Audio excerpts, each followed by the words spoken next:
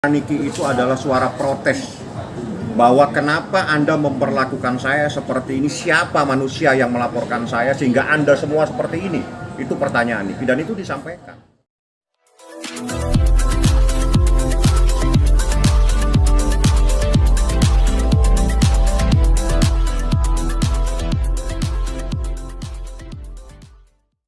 Sempat dapat bulian juga bang. Semalam kan dia bekerja menggantikan mamahnya karena kan biasa Kanik itu jualan pajama di TikTok gitu kan. Ada komentar netizen yang mengomentari tentang anaknya gitu bang. Gimana tuh? Maksudnya mengomentari apa itu? Tentang kasus mamahnya. Dibully itu bang. Dibully gitu bang. Dibully netizen bang. Satu hal, mamanya itu bukan pencuri. Nikita bukan pencuri, bukan melakukan penipuan terhadap seseorang, ya, bukan pula melakukan kasus pembunuhan, bukan pula melakukan kasus narkotika, hanya mencemarkan nama baik, kasus yang sebetulnya hanya tafsir. Nggak perlulah hal-hal yang demikian dipersoalkan terus dibawa kepada seorang anak yang tidak tahu menahu. Beda kalau misalnya seseorang yang melakukan pembunuhan, kasus narkotika yang besar-besar, yang gawat-gawat, silakan. Jadi seperti itu kejadiannya. Jadi saya pikir saya nggak perlu nanggapin hal-hal yang terkait dengan netizen itu haknya netizen. Yang jelas saya sampaikan sekali lagi, ini kita bukan seorang pelaku tindak pidana teroris, bukan pelaku narkotika, bukan juga pelaku tindak pidana pembunuhan.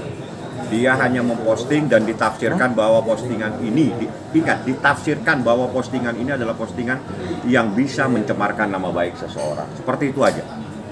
Bang, apa yang membuat Niki histeris sih bang pada saat ditahan bang?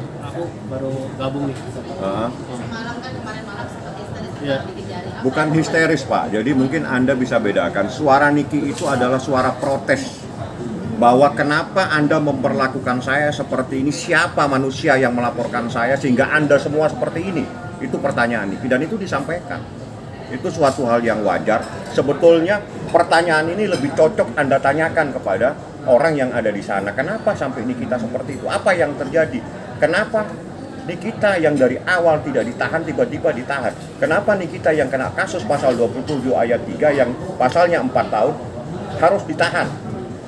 Dengan mencoba mengangkat anak dari persoalan ini. Ibu persoalan ini 27 ayat 3. Jadi seperti ini. Niki sudah menduga akan ditahan ya bang sebelumnya bang? Waduh, saya kalau disuruh menduga-duga saya nggak bisa. Tanya yang pasti-pasti aja. Sekarang itu kejadian yang lampau. Yang terkini, Niki sekarang sudah menyampaikan sesuatu kepada saya. Saya tadi bertemu dan sudah saya sampaikan kepada Niki bahwa ada beberapa hal, sudah saya sampaikan permohonan karena saya sebagai penjamin. Itulah perkembangan yang terkini. Perkembangan hari ini saya ketemu dengan Kasipidum, menyampaikan permohonan penangguhan penahanan yang itu merupakan hak daripada Nikita Mirzani. Kenapa abang sebagai lawyer menjaminkan dirinya padahal Kaniknya masih punya bapak atau adik yang bisa menjaminkan dirinya? Persoalan saya menjamin itu adalah yang terbaik.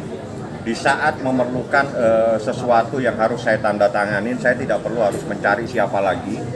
Ada beberapa orang yang ada di Serang, bahkan itu semuanya memberikan jaminan, menjamin Niki. Termasuk Kak Fitri ya bang? Termasuk Kak Fitri, tapi nanti Kak Fitri, karena Kak Fitri pada saat ini ada di Korea. Yang jelas saya yang menjamin dan satu orang lagi saya tidak perlu sebutkan namanya. Dan itu adalah bukti bahwa Nikita adalah bukan kriminal, bukan orang yang akan goib, hilang. Tidak, manusianya ada, jelas. Kalau nyarinya jelas di tempat dia syuting. Nggak usah jauh-jauh mencari dia. Proses penjaminan itu akan jadi... Nanti kita lihat besok dan besok lusa kita lihat seperti apa. Yang jelas Niki tidak nanya bang saya dikenakan pasal apa, dia hanya berpikir tentang orang lain. Yakni anak yatim piatu ada 1.500 orang yang lagi yang biasa disantuni sama Niki atau diberikan sesuatu, dan juga terkait dengan adanya orang-orang jompo. Dia nggak bicara yang lain-lain karena bagi dia ini bukan kasus yang membuat dia harus bingung. Wong ini tafsir kok.